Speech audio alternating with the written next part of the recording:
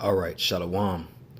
First and foremost, I want to give all praise, all honor, and all glory due to Yahweh, Bahashem, Yahweh Shai, Bahashem, Rakah, Kodash. I want to give double honors to our apostles and elders of Great Millstone that rule well. Peace and salutations and many blessings to you, elect Akim, across the four winds of this earth, kicking this word in sincerity and in truth. I want to say first and foremost, I want to give thanks to Yahweh, Bahashem, Yahweh Shai for allowing me to do this testimony. And I will say it's definitely a testimony that's long overdue, but as the spirit's been having it, I should say, the spirit's been allowing us to go into chariots quite a bit. Everybody starting with the apostles on down are going into UFOs and chariots and showing forth that those are actually the vehicles that the angels travel in. And you have certain reprobates, naysayers like ITR, try to refine an egghead and all these other guys that try to say that the Lord doesn't use UFOs, he actually uses the clouds. And they're making a bunch of these asinine statements, and they of course evade away from the scriptures, because the scriptures clearly tell you what the chariots look like, and there's different accounts within the scriptures of holy men, ancient men, that had seen those devices that the angels flew in. All right. But just want to give a personal testimony of a situation that had happened. And it was back when I was about 12 years old. And the reason why I'm going to this again, we've been going into chariots quite a bit, but it's a personal testimony that myself and the brother Tazama we had when we were younger, and what we seen wasn't no floating cloud. All right. The Lord actually revealed a spaceship unto us. Okay. It was actually very similar to the elder from Mississippi, the elder Awar. He had done a lesson some months back about how he actually seen chariots very close to him, and he actually seen them within their true form of looking like a spaceship, So it happened. I was about 12, and Tazama was about 10 years old, and this is when we lived in Ohio. All right, that's where we're from. We're from Ohio, and we were riding back from Akron on our way back home. It was probably about 10, 11 o'clock at night, something around there, and we were on Highway 77. For the brothers that might be from around that area, they'll know what that highway is. But we was on Highway 77 riding back from Akron on our way home, and it was a weeknight. And as we're riding back on the highway, it was one of those elevated highways that stood on top of pillars. It was kind of like a bridged highway. And as you look to the right, this is when we were in Canton, Ohio. We was on our way again. We were on our way home from Akron, and we were in Canton. All right, and as I looked to the right on that highway, you seen a plaza. To the right, you seen a movie theater. The movie theater was called Tinseltown. You seen Lowe's, Walmart. Again, it was a shopping center plaza. And as we were on the highway riding, looking to the right, hovering over the plaza, it wasn't high over the plaza neither. It wasn't high or anything. It was eye level for that brother and myself to see a giant ship levitating over that plaza. It was about the size of a football field. And I'm going to explain it the best way I could see it, because again, it was an eye level view. It wasn't under it. It wasn't over it. It was an eye level view of a ship. All right. The material it was made of, it was really hard to explain, because again, it was at night. It's hard to explain. It looked like some type of metallic, metally glass. And it was very oddly shaped. Again, it looked like it could have been triangular shaped, but again, couldn't really tell because it was an eye level view. It was like hovering by us in front of us, so we couldn't see the shape from the bottom or the top or anything. And it looked like it had like a rod sticking out the top of it. Okay, like kind of looked like a top, like the tops that you spin. It kind of favored that, and it had a rod sticking out the top of it.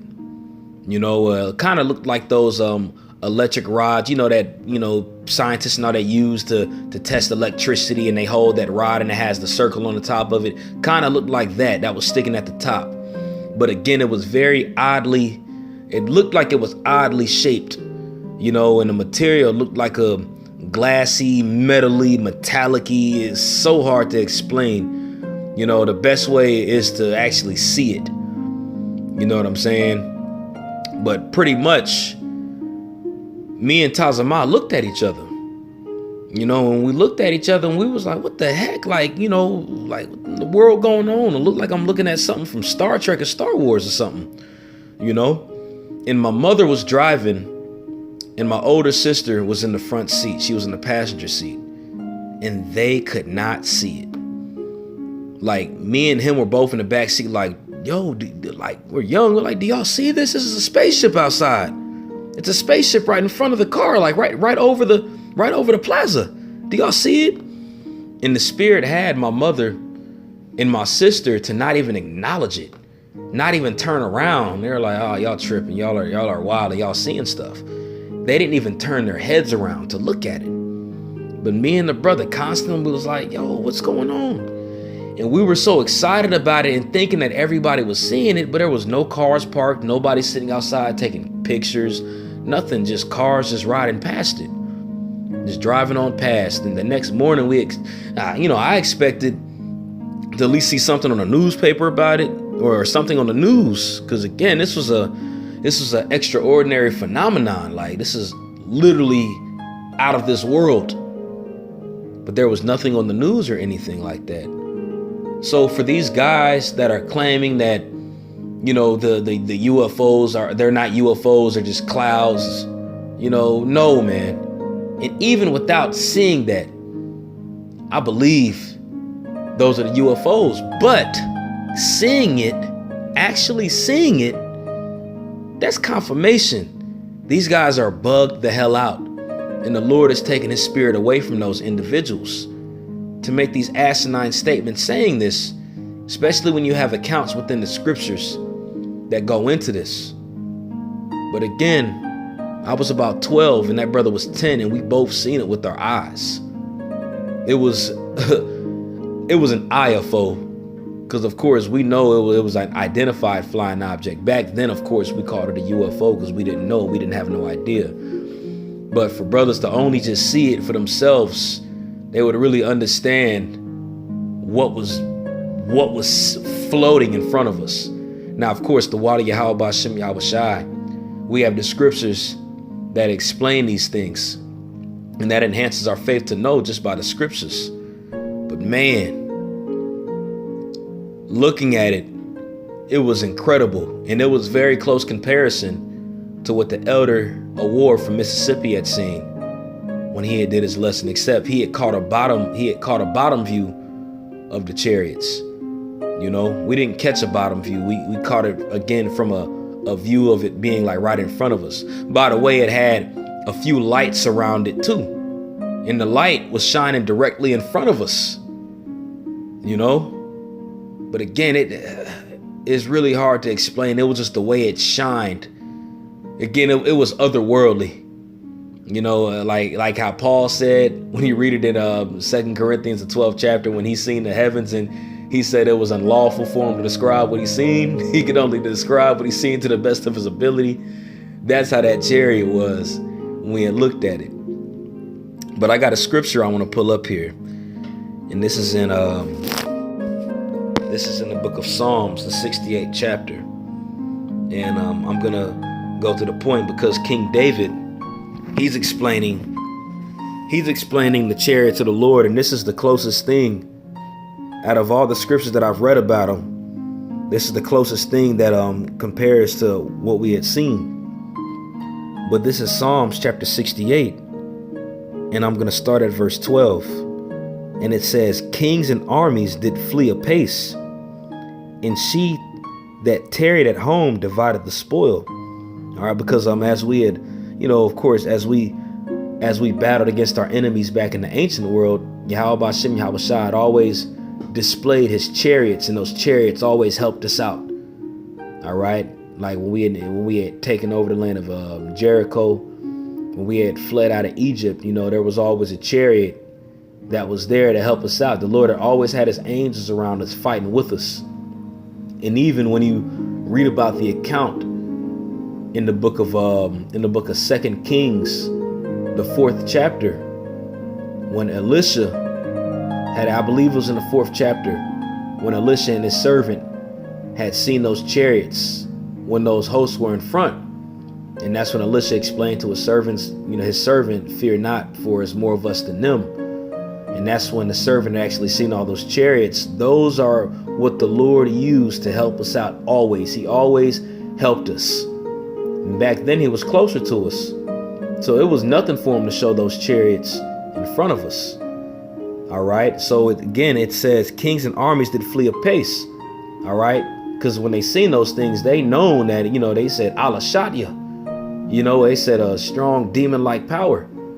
All right. And that's one of the ways that the reputation of Yahweh Bashem Yahweh Shai and the reputation of Israel was always known by the power of Yahweh Bashem Yahweh Shai, and that he always displayed his glory amongst us when we had battled against our enemies.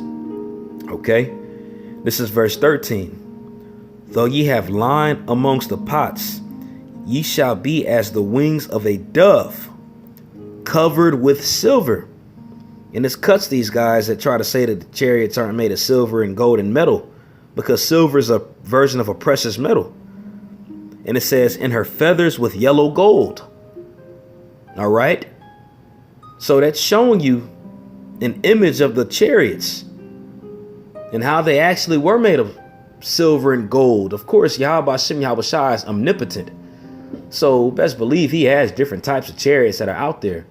And as Apostle Tahar did his lesson a few days back, and Elder Yashawamba as well, going into out in space, you have different metals. The same stuff that's down here exists in space. That's why it's down here. So of course the Lord can make his chariots out of any type of metal, because that comes from the heavens within itself. So were you saying that the Lord doesn't need to have UFOs made out of metal, you're putting the Most High inside of a box. And you're taking away from his strength and his glory, saying those things. Because the scriptures clearly said that they're covered with silver and their feathers with yellow gold. It says, with the Almighty scattered kings in it, it was white as snow in salmon. All right. And you, of course, you shine a light to it or something like that. Of course, it's going to have a reflection and it's going to look white and it's going to shine. Like when you see UFOs in the sky at night, them chariots in the skies at night, they shine like white orbs, white bluish orbs just floating across the sky and disappearing. All right. That's the glory of the Lord. Verse 15 says, the hill of the Most High is as the hill of Bashan, and high hill as the hill of Bashan. All right. And when you go into hill, of course, we know that goes into, the government of the Lord. All right. It says, why leap ye high hills? This is the hill which the Most High desired to dwell in. All right. And that goes into these different governments, pretty much. Why leap ye high hills? Why worry ye high hills? Why worry ye other governments and rulers? This is the hill. This is the power. This is the people that the Lord chose to dwell. This is the hill. All right. You got all these different power structures, these different rulerships all over the planet Earth. With Esau being the top one, but you have all these other heathen nation that have a say so in it as well. Even when you look at the UN, you got all these different seats in the UN. All right. But the hill that the Lord chose to dwell in is Mount Zion, Jerusalem. And that's a people before it's a place. And the Lord has always shown that back in history when he was fighting alongside with us. All right. He always shown forth that. And that's how it's going to be ultimately in the kingdom. The high hill, Jerusalem, Mount Zion, is the hill that he chose. And that's just what it is. All right. It says, why leap ye high hills? This is the hill which the Most High desired to dwell in. Yea, Yahweh will dwell in it forever. So that's not going to change. Now, verse 17 says, and this is the one I'm going to end it off on. It says, the chariots of the Most High are 20,000, even thousands of angels. Yahweh is amongst them as in Sinai in the holy place. All right, so that goes to show you in verse 13, it's talking about his chariots because it links up with verse 17. And as it was explained by King David, all right, but in this psalm, as he explained the image of those chariots and what they looked like, how he compared it to being a silver and gold, and that shines when you put a light to it, man. And those are precious metals, all right. And he explained it the best way he could see it, you know. But hey, just wanted to give a personal testimony of what I seen and what that brother seen. And again, it was years ago. That's why I said it was long overdue, because you know, I was 12, you know, and you know, the spirit had it come out right now. Ultimately, we know the spirit of Yahweh Shem Yahushua times things perfectly, you know. But just wanted to give my personal testimony about what we had seen, man. And it wasn't no floating Nimbus cloud, man. It wasn't no cloud you would see on Dragon Ball Z, man, that Goku just stands on top of and flies in, man. This was a ship. The best way I could put it is it looked like a spaceship, man. It looked like something that was in there controlling it was of a higher existence than any of us that are down here, which we know to be the angels of Yahweh Shem Yahushua. So Lord willing, this was edifying. I want to give all praise, honor, and glory to Yahweh Shem Yahushua, Barakah Kodash. I want to give double honors to our apostles and our elders of Great Millstone that rule well. Peace, salutations, and many blessings to your elect Akim across the four winds of this earth, kicking this word in sincerity and in truth. Let's keep fighting, keep feeding the flock, and keep believing in Yahweh Shem Yahushua first and foremost. Shalom.